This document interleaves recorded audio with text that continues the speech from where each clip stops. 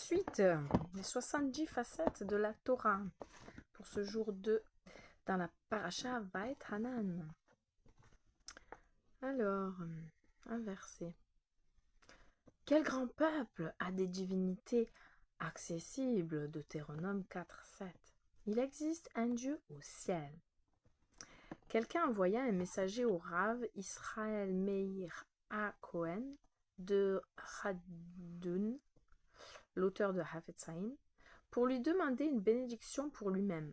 L'auteur du Hafetz Haïm sourit tristement et dit « Oi vavoy ! Voici qu'un mendiant envoie un autre mendiant pour demander une bénédiction à un troisième mendiant. N'est-ce pas comique? Ne serait-il pas préférable de s'adresser au Sauveur lui-même, qui est si proche et si accessible? En effet, où est le peuple assez grand pour avoir des divinités accessibles? » Un autre verset, le 8. Et quel est le grand peuple qui ait des lois et des sentences aussi justes que toute cette doctrine? Reconnaissance universelle. On trouve dans la Torah 3 composantes, les lois, les sentences et la doctrine. Les lois, hukim, ce sont les commandements qui n'ont pas d'explication logique et qui ne sont pas compréhensibles aux humains. Les nations posent la question à leur sujet. Quelle est leur raison d'être? Les sentences, mishpatim, les commandements qui peuvent être compris par la raison et qui, même s'ils n'avaient pas été cités dans la Torah, n'auraient pu être énoncés par les humains. Les nations s'étonnent également au sujet de ces commandements et demandent « Qu'est-ce que la Torah a apporté de nouveau ?» puisqu'elles observent elles aussi ces lois, même sans avoir reçu la Torah. Les doctrines, Torot, les commandements que les humains n'auraient pas été capables de créer. C'est à ce moment seulement, après avoir été énoncés dans la Torah, étudiés et approfondis, que les hommes comprennent leur raison d'être, leur importance et leur profondeur. Par conséquent, par la doctrine, on peut apprendre et comprendre que les lois et les sentences sont elles aussi justes, vraies et saintes, et que sans aucun doute, les lois recèlent également un motif secret, tandis que les sentences relèvent, elles aussi, d'une suprême sainteté et ne sont pas purement et simplement des règles de bonne conduite que les humains doivent observer. Tel est donc le sens littéral du verset. Et quel est le grand peuple qui ait des lois et des sentences aussi justes pour toute cette doctrine, Les peuples apprendront et comprendront que même les lois et les sentences sont imprégnées de la justice divine et d'une suprême sainteté, comme cette doctrine que tous reconnaissent et dont tous comprennent la nature divine. Un autre verset, le 9, mais aussi garde-toi et garde bien ton âme pour ton salut d'oublier les événements dont tes yeux furent témoins. La mémoire et l'oubli. Rabbi Israël de Ros'in dit, dans la prière Zikronot, que nous disons à Rosh Hashanah, on trouve les mots « Car tu te souviens de tout ce qui est oublié, et il n'est pas d'oubli devant ton trône de gloire. » Il existe là apparemment une contradiction.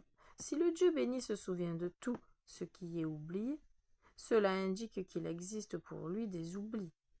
Et il est dit ensuite qu'il n'existe pour lui aucun oubli. Certes, mais le Dieu béni se comporte au sujet de nos commandements et de nos transgressions de la manière suivante. Ce que l'individu oublie, il s'en souvient. Et ce dont l'individu se souvient, il l'oublie. Si quelqu'un a commis une transgression et a oublié de s'en repentir, le Dieu béni s'en souvient. Tandis que si quelqu'un a accompli un commandement et se le rappelle, le Dieu béni l'oublie. Et ainsi, car tu te souviens de tout ce qui est oublié au sujet des humains, qu'il s'agisse de commandements ou de transgressions.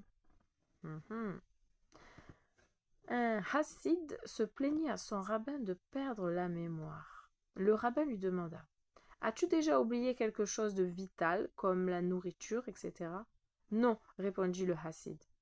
Le rabbin reprit. À propos de la nourriture, parce que la vie de ton corps et de tes membres dépend de toi, tu n'oublies rien. Aussi, comment pourrais-tu oublier la Torah qui, elle aussi, est vitale pour l'homme, comme a dit le roi David? Jamais je n'oublierai tes préceptes, car par eux tu m'assures la vie. Psaume 119, 93. Autrement dit, ils sont vitaux pour moi. Comment les oublierais-je? Mais aussi, garde-toi et garde bien ton âme pour ton salut, d'oublier les événements dont tes yeux furent témoins. Deutéronome 4.9. L'âme et le corps. Rabbi Israël Lipkin de Salant, le fondateur du mouvement du Moussar en Lituanie, disait: j'ai rencontré de nombreuses personnes qui se souciaient abusivement de leur propre corps et de l'âme d'autrui. Parce qu'il en est ainsi, ils prêchent la morale aux autres lorsqu'il leur semble que ceux-ci n'observent pas bien les commandements, et lorsqu'un tel commet un péché léger, ils se hâtent d'aller le fustiger des verges de la morale sans cacher leur joie d'avoir vu autrui fauter. J'estime que l'homme réellement pieux est celui qui se soucie toujours de sa propre âme et du corps d'autrui. Par conséquent, il s'examine lui-même régulièrement au sujet de la crainte du ciel et de l'observance des commandements, et en même temps il s'efforce de soulager la détresse des pauvres d'Israël autant qu'il le peut. On passe au verset 29. C'est alors que vous aurez recours à l'Éternel ton Dieu, et tu le retrouveras si tu le cherches de tout ton cœur et de toute ton âme. Des profondeurs du cœur. Pourquoi ce verset commence-t-il au pluriel? Vous aurez recours et se terminera-t-il au singulier? Tu le retrouveras. Rabbi Dov Beir de Mézerich disait à ce propos: parce que ce verset fait allusion à ce qu'ont dit nos maîtres, deux hommes étaient malades de la même maladie, et deux autres hommes étaient montés à la potence pour le même crime. Celui-ci descendit de son lit de malade, et celui-là ne descendit pas. Celui-ci fut sauvé de la pendaison, et celui-là ne fut pas sauvé. Celui-ci pria et fut exaucé, et celui-là pria et ne fut pas exaucé. Pourquoi celui-ci fut-il exaucé et celui-là ne le fut-il pas? Parce que celui qui prie avec une ferveur totale fut exaucé. Parce que celui qui pria avec une ferveur totale fut exaucé, et celui qui ne pria pas avec une ferveur totale ne le fut pas. C'est ce que la Torah indique avec précision. C'est alors que vous aurez recours à l'Éternel ton Dieu. Il se peut que beaucoup d'entre vous implorent l'Éternel, et pourtant, toi, tu le retrouveras. Tu seras le seul à recevoir une réponse, car tu le cherches de tout ton cœur et de toute ton âme. Ta prière émane d'une âme et d'un cœur entier, et c'est pourquoi tu as mérité qu'elle soit entendue au ciel. Courage. Deutéronome, toujours chapitre 4, le verset 30 maintenant. Tu reviendras à l'Éternel ton Dieu. Qui trop embrasse mal étreint? Qui trop embrasse mal étreint? Rabbi Haïm de Tzanz avait coutume de dire: quand j'étais jeune, je cherchais à ramener le monde entier dans le droit chemin et à l'offrir au Dieu béni. Plus tard, j'ai compris que je ne pourrais pas réparer le monde entier et j'ai cherché à amender au moins les gens de ma ville. Ensuite, je me suis dit: pourvu que je puisse agir sur les gens de ma maison et implanter dans leur cœur la crainte du ciel. En fin de compte, j'ai compris que j'étais trop ambitieux et qu'il était préférable de me contenter du minimum en essayant de m'amender moi-même et de chercher pour moi-même la voie du repentir. Et à mon grand regret, même ce but, je ne l'ai pas atteint. Oh! Le dernier, le verset 39, et il arrête. C'est bien, ça fait 10 minutes. Reconnais à présent et imprime-le dans ton cœur que l'Éternel seul est Dieu, dans le ciel en haut, comme ici-bas sur la terre, qu'il n'en est pas d'autre. Reconnais-le. À la fin de la prière de Neila, qui conclut Yom Kippour, La communauté se lève et proclame 7 fois avec émotion « L'Éternel est Dieu ». Pourquoi tant de fois? Parce que nous sommes habitués à dire tous les jours avec l'aide de Dieu « Dieu soit béni », etc. Cette cérémonie de la fin de Yom Kippour vient nous enseigner « Souviens-toi que l'Éternel est Dieu et qu'il existe un tribunal et un juge ». Présence divine en exil.